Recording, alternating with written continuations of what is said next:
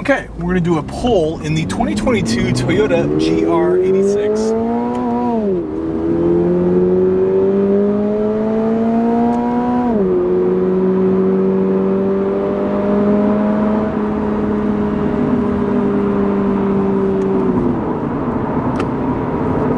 That's good. Alright. Hey guys, how's it going? My name is Jeff, and today we're going to be reviewing and taking a look at the 2022 Toyota GR86 Premium. So this one behind me is actually finished in a color called Track Red, which is super funny. It's a very knee slapper from Toyota there, haha.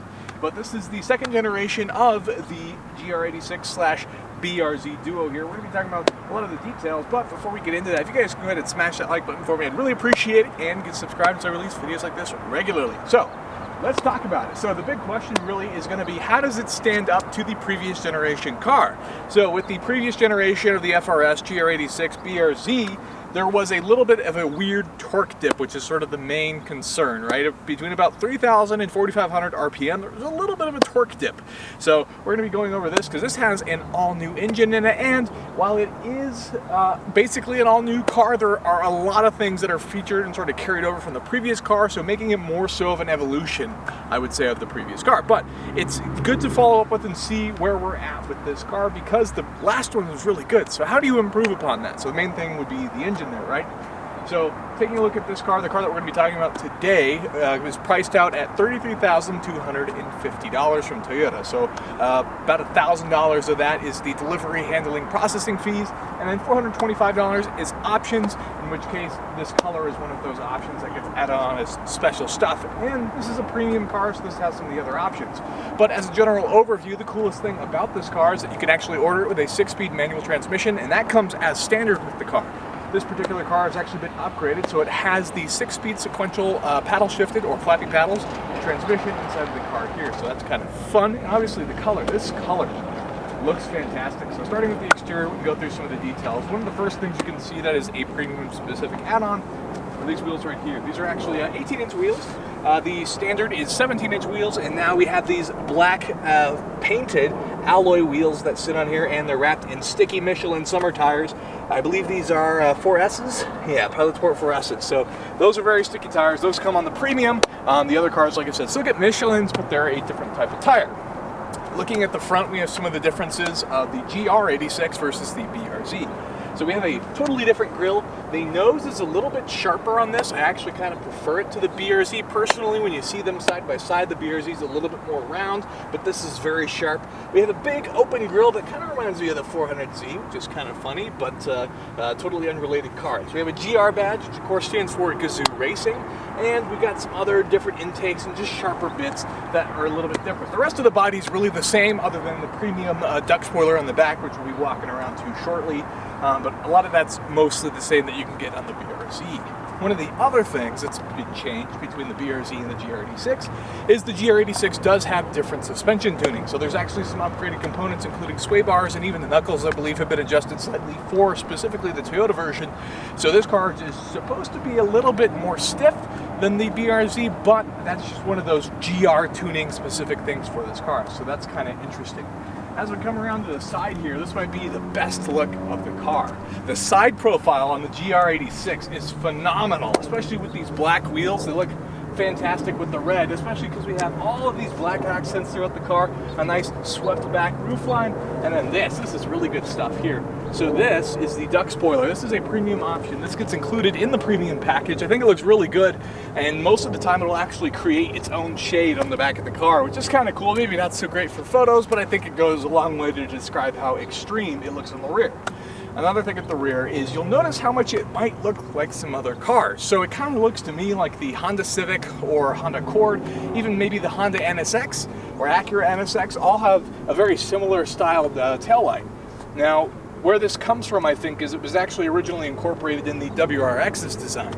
So because of that, I think that's kind of them Subaru carrying over their design language into this when they were designing this car, which is kind of interesting. But we got a dual exhaust, which is really cool considering we have a 4-cylinder in this car. So typically you see a single exhaust for 4 cylinders, which is kind of fun. And then there's a couple different ways to get into the trunk back here, which is one of the great things about an entry-level sports car like this, is having some additional space. There are some other cars that are in this space, like the Miata, that don't have the amount of room that you get in something like this. So this is a really cool competitor. For example, you can actually pop the trunk with your key.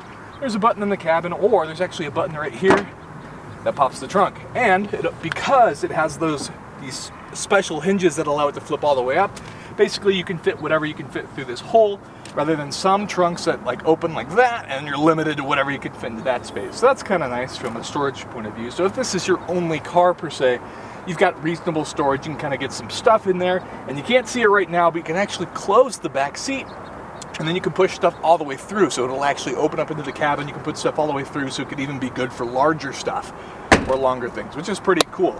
So let's get to the most important part, and that might be the engine. Let me go ahead and pop the hood here, and that'll give us an opportunity to talk about some of the interesting things that are going on in here. So, like the previous car, we have an aluminum hood, because this is very important to add weight. And one of the changes that has been done to this car is the roof is also now aluminum. And one of those reasons that's so important is because there's been some added chassis rigidity and things like that that make weight savings a little bit more important. So, this is the engine. This is an FA24D, and so obviously it's based off the FA20, sort of an evolution version into the 2.4 liter version, and the D stands for D4S, is in Toyota fuel injection. So that's kind of where that part comes from. And let's talk about where this engine came from, why they chose to go with this engine. Originally, a lot of people were really hoping for a turbocharged engine, but that's not what we have in here. And before you say, that should have done it anyways, Toyota and Subaru did look into that. What they did is they actually chose the engine that's in the 2022 WRX. So they put that engine in, and they did not like the way it was fitting into the car. So that engine actually has a bottom-mounted turbo, and after they installed the engine with the turbo, they felt like the weight balance of the car was off, and they wanted a lower center of gravity, so they decided to go naturally aspirated. So here we are. We have our naturally aspirated FA24D, which again stands for the Toyota fuel injection. And this engine is a lot of fun. It's producing 228 horsepower, which is actually a 23 horsepower increase over the previous generation car. So the weird thing about the first generation was you had 200 horsepower for the automatic and 205 if you got a manual. This time around it's 228 whether you get the manual or the automatic, which is pretty cool, and 184 foot-pounds of torque. And I'm happy to say they actually fixed the torque problem. So you'll have an all-new torque curve in here, and this engine has a lot to give. It feels particularly quick. Toyota has it rated at 0 to 60 for the automatic at 6.6 seconds and 6.1 seconds for the manual transmission. Although Car and Driver did a test, and I believe they quoted the car at 5.4 seconds 0 to 60. So it's a lot faster than you'd lead it to believe. And I suppose it's really more important about what it's like to drive the car even. And I think the top speed is supposed to be about 134 miles an hour with the automatic and about 140 for the manual transmission. So that's pretty interesting. One of the other cool things that you'll notice is this doesn't have a sort of plasticky engine cover. This is just bare bones engine components. You can see all of your major stuff. It's just exposed. There's nothing to remove. And I kind of appreciate that, because really in this day and age there's too much time, even you could argue weight, although it's plastic, which is spent doing this extra stuff, but there's some options to do some other things. You want to change your airbox and whatnot, but kind of interesting. There might be, I don't know if you could squeeze a supercharger in here. Maybe somebody will do it someday, or maybe they already have. I'm not sure, but man, this is really light, the aluminum. So that's good stuff there. So now we know we've got some more rigidity stuff and things like that, but let's go ahead and let's hop in the interior and see what's going on in there. Okay, so now we're inside of the 2022 Toyota GR86. So there's a lot going on in here. This is a premium, so it actually has some updated components inside the interior as well. But first thing you notice, the seats. The seats are super comfortable. They've got a bit of a side bolstering here, so you kind of fall back into them. They also have this weird sort of velour that's actually called black ultra suede is what they call this material. It's almost like an Alcantara, so to speak. It's on a couple different places. We have it over the steering wheel here, we have it on top of the door sill, and this is a great addition, because if you're the type of person where you like to put your arm up and then have it on the steering wheel while you're cruising, your elbow now gets a really comfortable soft spot, which is kind of a nice touch. Not something most of us would think about, but it's kind of nice. Makes it just a little bit more comfortable on those longer drives if you're going to be taking this, cross country and things like that. So that's pretty interesting. One of the places they didn't put it that I'm extremely grateful for is the steering wheel. Too often you see these Alcantara steering wheels, and Alcantara and stuff like that is usually a pretty slippery surface, and it's not something you want on a steering wheel, especially if you're going to be tracking this car. So I'm glad they did not put it there, so I'm super thankful. And that's normal for both the standard and the other cars. So you have a leather-wrapped shift knob here for our automatic, which actually does have a manual version available. So you can put it in drive, which I spend most of my time city driving this car in drive. But if you pop it over to manual, you actually have these flappy paddle shifters here to let you run through the gears, which is pretty cool. And one of the interesting facts about these paddle shifters is that Toyota won't actually let you blow up the engine. If the RPM on the car either gets too low or too high, the car will actually automatically upshift or downshift in that point, even while in the manual mode. So that's kind of fun. In the center here, we have all of our drive mode buttons. So we have track mode. You simply hold that for 1 second, pops you in the track mode, changes the heads-up display there. We have sport, which changes the gauges to red. It increases the dynamic volume that's pumped into the cabin for the engine sounds, and then we do have a snow mode as well. And then over here is just a traction control mode. So in track mode, it actually turns off traction control anyways. It just kind of depends if you want the different heads-up or not. So that's kind of where that's at. You got your start button. You have AC, but it's a dual zone AC system. So you can actually adjust the passenger side separately from the driver's side, which is kind of a nice touch, especially if you're with somebody that has a totally different sense of temperature.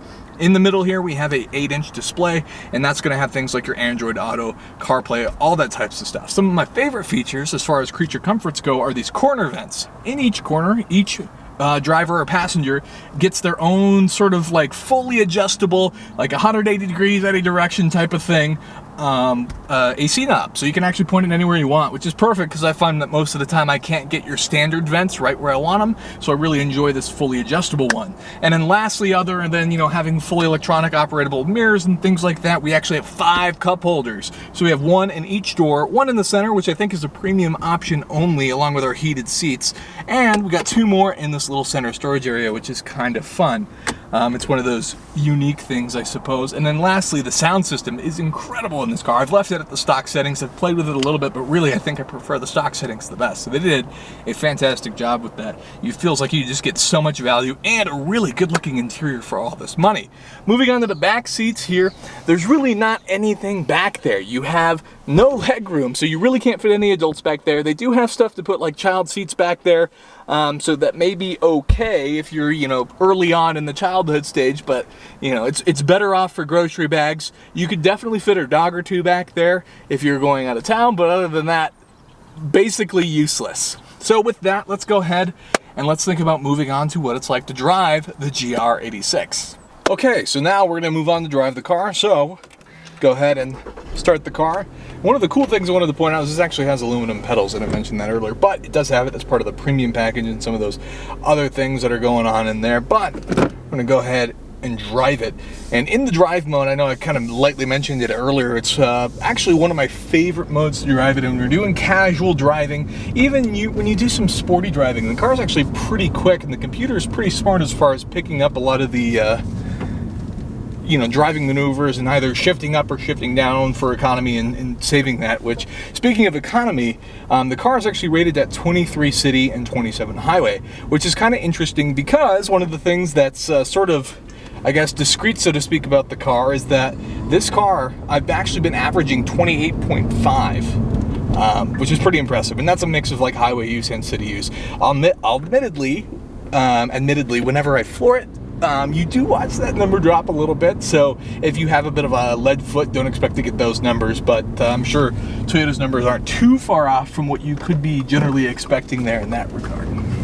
So as you can hear right now, the car's actually pretty quiet, and this is just driving in the standard mode. What we'll do here is I'll turn on sport in a sec here, and you can get a feel for that sort of added cabin noise to what gets boosted in. The other thing it'll do is it'll actually hold the revs a little bit higher as well. So let's do this. Now we get more engine noise now inside of the cabin. It sounds pretty good. It sounds a lot better than the previous generation car, you know. When these cars were first coming out, you either, like I said, you had that weird power band where there was just no torque between 3,000 and 4,500 RPM, and then when you did rev the snot of that to get the power, it didn't sound that great. But all that's been fixed with this car, so it's fantastic. There's a limo, that's unusual.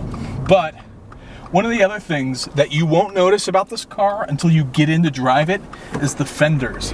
The front fenders do a good job of showing you where the actual wheels are. You can just see the top of each fender while driving, so you know exactly where you can plant each wheel. And then of course, if you're deciding to drive the car either in the track or in track mode, this is a warning, so to speak, the car will slide. So you have no problem getting all the 228 horsepower to shift the vehicle sideways, as this vehicle really only weighs about 2,800 pounds. So when we think about that 23 horsepower increase, that adds up very quickly when the car is as light as it is. So that's pretty fun. Obviously, you know, like the less you have in it, the more it's likely to slide and things like that. But it's pretty exciting nonetheless. And the paddle shifters are great. If you decide to use the paddle shifters yourself, they're super fun to use. They add a lot of engagement to it. Typically, I don't use them for the regular driving, but if you're going to use it for either track or anything like that, I'd strongly recommend it. It's a ton of fun to use that way. So that's how I like to use it anyways. The car's great either way you choose to drive it, or if you want to use a manual, I'm sure that's great too, although unfortunately this price car is not manual. But like I said, I really enjoy the radio. The steering is so direct and everything feels great, but not so much so that you know, are exhausted by the time you're done driving the car. You can genuinely enjoy driving it, and it doesn't wipe you out or anything, whether you're trying to do a more spirited drive or you're just taking it to and from work. Like I said, it offers a lot of stuff that makes it just nice to drive the car. So it's cool that you can get so much in this package. You have to remember, at the end of the day, this is an entry-level sports car, so it's not the fastest thing on the planet, but it's perfect for being an entry-level sports car and being a successor to the GR86, fixing a lot of the complaints and problems that people didn't like about it. So the hardest part for this currently is due to the supply chain issues is going to be finding one. So I can't suggest these cars enough. It looks fantastic. It drives fantastic. There's just everything about this car is just a ton of fun, honestly. You can slide it, you can drift it, whatever you want to do. The Michelins will actually grip up pretty quick if your intention is not to slide it, so you don't have to worry about that too much. If you leave the traction control on, it'll pretty much never let you slide the car unless you're doing something really wrong. So it's pretty nice that way. I have no complaints there. The brake is great. The car is just fast, and once you get in it, it's got this real sense of speed. Not to mention how comfortable the seats are. You can drive this forever. Either any long drives or short drives. I've always enjoyed it. Never really been walked around, and with the stiffness of the suspension, it's not so hard that it's gonna, you know, make all the teeth fall out of your head there. But it's solid enough where the car always feels really planted, sort of confidence inspiring in that regard.